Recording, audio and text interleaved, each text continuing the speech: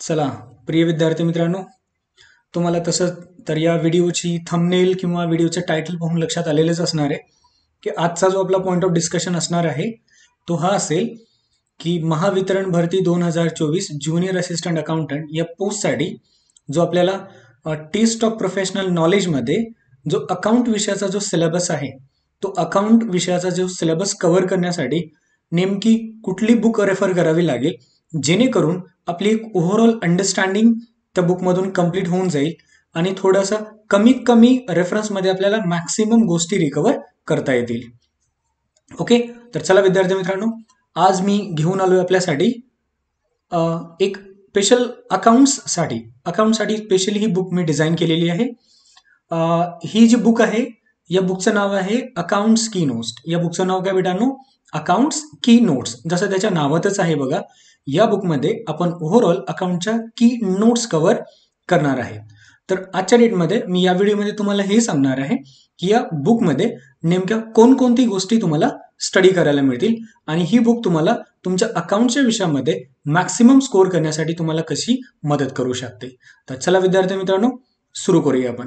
सगळ्यात महत्वाची गोष्ट, ही जी बुक मी तुम्हाला आता ई फॉर्मॅटमध्ये दाखवतोय, ई बुक दाखवतोय, तशी या बुकची प्राइस मार्केटमध्ये 450 रुपये आहे. बट जे कोणी विद्यार्थी मित्र महावितरण भरतीची तयारी करू इच्छितात त्यांच्यासाठी या की notes me free of cost provide करणार आहे. या ज्या की नोट्स आहेत त्या मी माझ्याकडून तुम्हा सर्वांसाठी फ्री ऑफ कॉस्ट प्रोव्हाइड करणार आहे. त्यासाठी बस तुम्हाला फक्त एवढंच करायचं आहे, आपला जो टेलिग्रामवरती जो आपला एक चॅनल आहे महावितरण भरती 2024 ज्युनियर असिस्टंट अकाउंटंट, या टेलिग्राम चॅनलवरती तुम्हाला जॉईन करायचं आहे. त्या टेलिग्राम चॅनलवरती या की नोट्स अपलोड केल्या जातील, तिथून तुम्ही डाउनलोड करू शकता आणि तुम्ही तुमच्या सोयीनुसार हवं तर त्याला प्रिंटआउट करून स्वतः स्टडीही करू शकता. चला तर विद्यार्थी मित्रांनो, ही बुक तुम्ही का रेफर करावी याची काही कारण आपण डिस्कस करूयात. बघा काय लिहिले, special features of this book. Okay, काय लिहिले याच्यामध्ये बघा, covers comprehensively the course content requirement. बघा बाळांनो, महावितरण भरतीसाठी जो काही कोर्स कंटेंटची रिक्वायरमेंट आहे, अकाउंट्स या विषयासाठी जो आपल्याला कोर्स कंटेंट लागणार आहे त्याची कम्प्लीट कव्हरेज तुम्हाला या बुकमध्ये बघायला मिळेल. ओके, मग सर ही बुक रिलायबल कशावरून आहे? ही बुक रिलायबल कशावरून आहे की आम्ही ही बुक रेफर करावी तर का करावी? सगळ्यात महत्वाचं बाळांनो बघा, ही जी बुक बनवण्यात आलेली आहे ना, ही ICAI आणि ICSI institute of company secretaries of India and institute of chartered accountants of India या दोन इन्स्टिट्यूटच्या स्टडी मटेरियलच्याच बेसिसवरती हे बुक बनवण्यात आलेलं आहे. ओके, त्याच्यामुळे तुम्ही काय म्हणतात एकदम रिलाय करू शकता की ही बुक तुमच्या जे कोर्स कंटेंटचे रिक्वायरमेंट आहे ना कम्प्लिटली फुलफिल करेल. ओके, चला पुढचा. या नोट्सना ही जी बुक आहे या बुक्समध्ये तुम्हाला असे काही पॅराग्राफ पाहायला मिळणार नाहीत बाळांनो. ओके, हा ना एक प्रिसाइज आणि कॉम्प्रिहेन्सिव्ह कंटेंटचं एक बुक आहे. ओके, लँग्वेज याच्यामध्ये एकदम लुसिड आणि सिम्पल लँग्वेज ठेवण्यात आलेली आहे जेणेकरून एखादा विद्यार्थी मित्र जर सेल्फ स्टडी करू इच्छित असेल त्याला सुद्धा या नोट्स आरामशीर समजून येतील. ओके, मग सर या नोट्स कशा आहेत? तर या नोट्स ना सगळ्यात महत्वाचं म्हणजे ना मी बिलकुल एक्झाम ओरिएंटेड अप्रोच ठेवून बनवलेले आहेत. ओके, पण या नोट्स जरी एक्झाम ओरिएंटेड असतील ना बाळांनो तर तुमची ओव्हरऑल अंडरस्टँडिंग सुद्धा याच्यामध्ये कव्हर होते. ओके, आणि लास्ट जसं मी मेन्शन केलेलंच आहे की या नोट्स तुम्हाला बिलकुल सेल्फ स्टडीसाठी सुद्धा हेल्प करतीलच. ओके, चला तर आज मित्रांनो आपण हे पण बघून घेऊया की या कोर्स कंटेंटमध्ये या बुकमध्ये ऍक्च्युली या ई बुकमध्ये तुम्हाला कोणकोणते चॅप्टर्स पाहायला मिळतील. ओके, तर बघा चॅप्टर नंबर 1 असेल आपला बेसिक कन्सेप्ट अकाउंटिंग टर्म्स. या चॅप्टरमध्ये लिटरली तुम्हाला अकाउंटचे basic principles, conventions, okay, then transaction काय आहे, कॅपिटल काय आहे, डेटर्स कोण असतात, क्रेडिटर्स कोण आहे, बॅलन्स शीट काय असते, रिकन्सिलेशन स्टेटमेंट काय असतं, या सर्वच्या सर्व छोट्या ज्या टर्म्स आहेत ज्या अकाउंट्समध्ये यूज होतात त्या आपल्याला चॅप्टर नंबर 1 मध्ये कम्प्लिटली डिस्कस करावे लागतील किंवा त्या चॅप्टर नंबर 1 मध्ये मी कम्प्लिटली कव्हर केलेल्या आहेत. ओके, देन येतो आपला थेरॉटिकल फ्रेमवर्क 1. थेरॉटिकल फ्रेमवर्क 1 मध्ये सर यामध्ये काय, तर यामध्ये ना बाळांनो अकाउंटिंग स्टँडर्ड रिलेटेड पोर्शन यामध्ये कव्हर करण्यात आलेला आहे आणि त्याच्या व्यतिरिक्त ज्या आपल्या अकाउंटिंग कन्सेप्ट आहेत जशी कन्झर्व्हेटिझम कन्सेप्ट आहे, कॉस्ट कन्सेप्ट आहे, मटेरियलिटी कन्सेप्ट आहे आहे का नाही. तर अशा वेगवेगळ्या कन्सेप्ट्सना आपण चॅप्टर नंबर 2 मध्ये डिस्कस केलेल्या आहेत.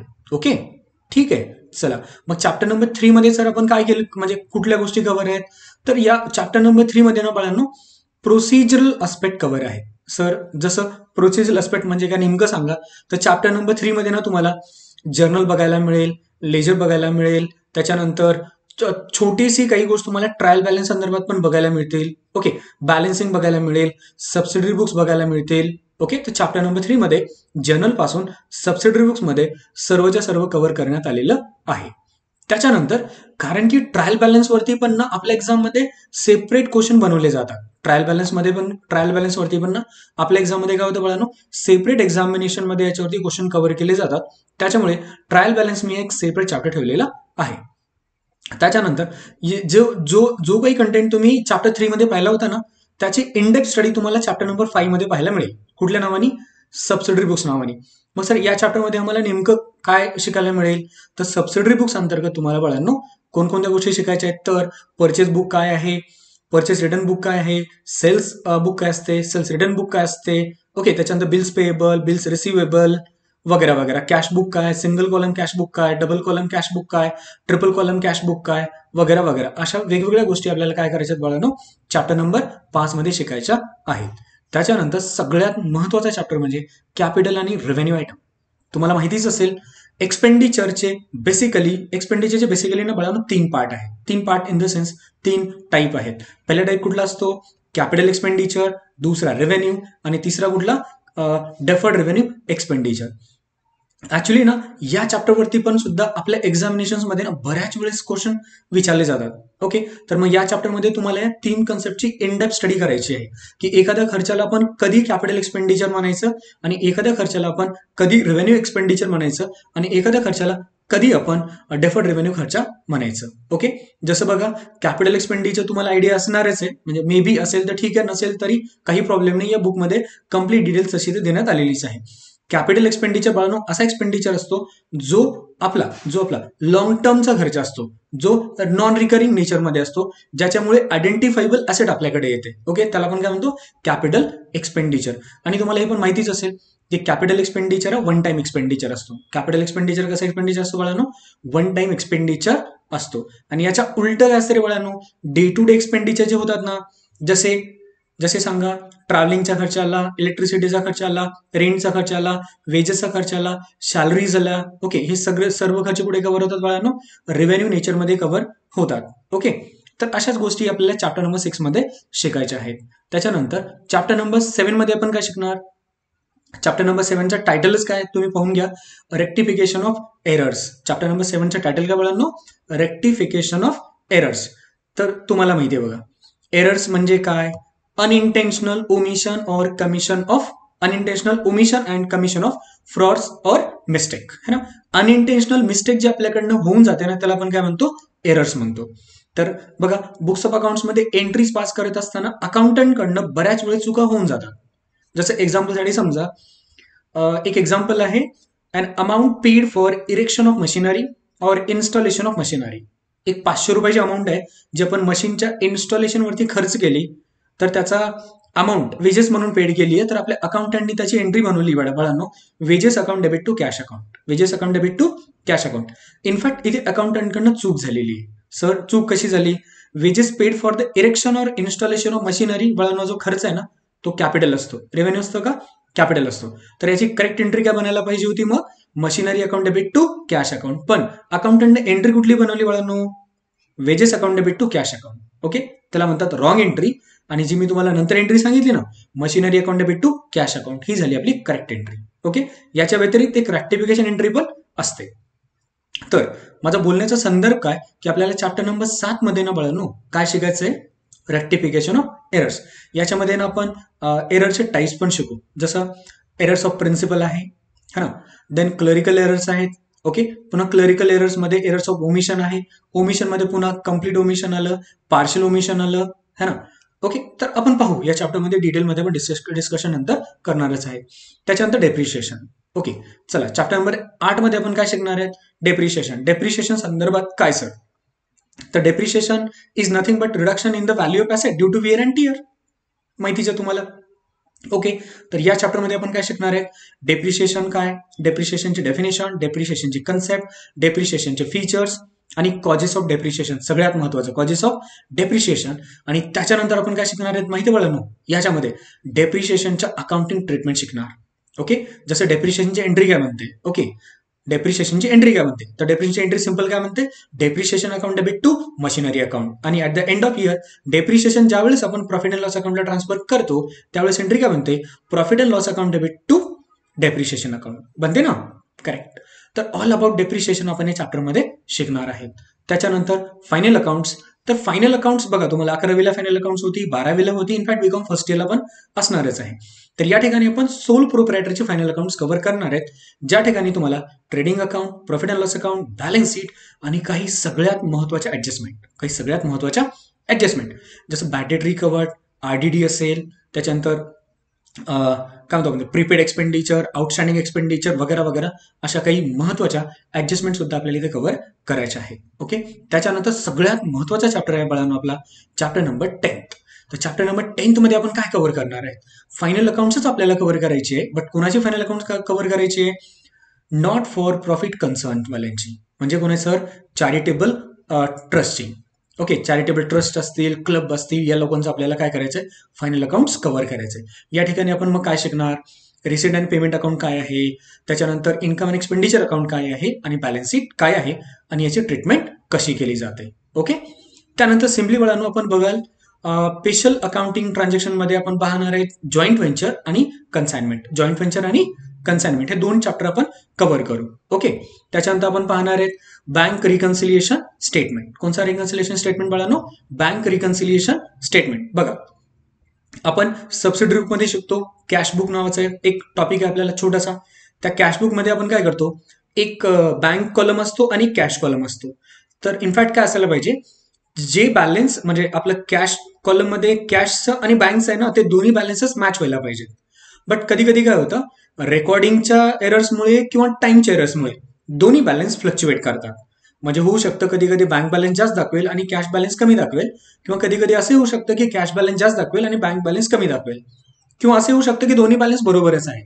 पण ज्यावेळेस दोन्ही बॅलन्स बरोबर असतील ना, त्यावेळेस आपल्याला बीआरएस बनवायची गरज नाहीये.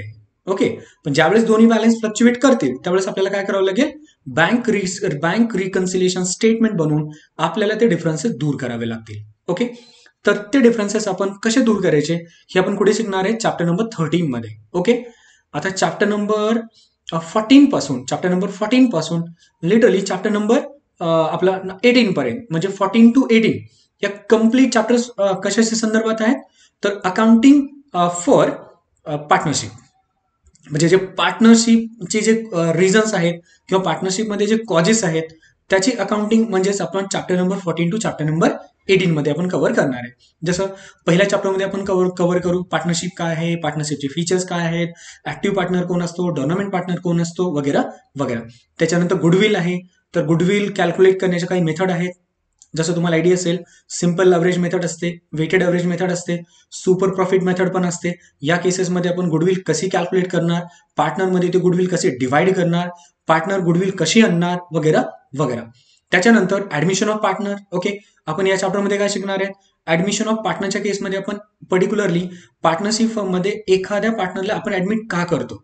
जर एखाद्या पार्टनरला आपण ऍडमिट केलंच तर त्या ठिकाणी त्याच्या ट्रीटमेंट काय होतात, आय मीन अकाउंटिंग ट्रीटमेंट काय काय होतात त्याच्या, आपल्याला ते पाहिजे की येणारा पार्टनर काही कॅपिटल घेऊन येणार, गुडविल घेऊन येणार आहे की नाही. मग येणारा जर एक्झिस्टिंग पार्टनर आहे आणि नवीन पार्टनर आला तर त्या केसमध्ये त्यांचा प्रॉफिट आणि लॉस शेअर करण्याचा रेशो सुद्धा बदलणार.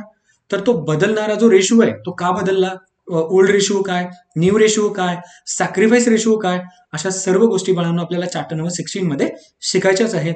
आणि मोर ऑर लेस तशाच गोष्टी आपल्याला पुढे शिकायच्या आहेत रिटायरमेंट आणि डेथवाल्या चॅप्टरमध्ये. पुढे शिकायच्या आहेत रिटायरमेंट आणि डेथवाल्या चॅप्टरमध्ये शिकायच्या आहेत. ओके, त्याच्यानंतर चॅप्टर नंबर 19 असेल आपला, हा महत्वाचा चॅप्टर आहे आणि या महावितरण भरतीमध्ये तुम्हाला नक्की विचारला जाणार. Okay okay, issue of shares, आपण त्याला म्हणतो अकाउंटिंग फॉर शेअर कॅपिटल. काय म्हणतो बघा आपण त्याला? Accounting for share capital. आता बघा, अकाउंटिंग फॉर शेअर कॅपिटल मध्ये आपण काय शिकणार? शेअर म्हणजे काय? ओके, मग शेअरचे टाईप, इक्विटी शेअर असतो, प्रेफरन्स शेअर असतो, त्याच्यानंतर शेअर कॅपिटलचे पण प्रकार असतात. ओके, मग शेअर अगर इश्यू करायचे असतील तर कंपन्यांना कोणकोणत्या रिक्वायरमेंट फुलफिल करावे लागतात, सेबीची रिक्वायरमेंट काही आहे का, आरओसीची रिक्वायरमेंट काही आहे का, प्रॉस्पेक्टस कसं इश्यू केलं जातं, त्याच्यावरती कोण साईन करणार, कोणत्या फॉर्मॅटवरती साईन करणार, किती लोकांना इश्यू करायचं. ओके, त्याच्यानंतर पर्टिक्युलरली अगर अकाउंटिंगच्या पॉईंट ऑफ व्ह्यू आपल्याला पाहायचं असेल तर ज्यावेळेस कंपनी ऍप्लिकेशन इश्यू करते त्यावेळेस एंट्री काय बनणार, अलॉटमेंटच्या वेळेस एंट्री काय बनणार. ओके, त्याच्यानंतर कॉल अलॉट झाल्याच्या नंतर काय होणार, कॉल ड्यूच्या वेळेस एंट्री काय बनेल किंवा कॉल रिसिव्हच्या वेळेस एंट्री काय बनेल.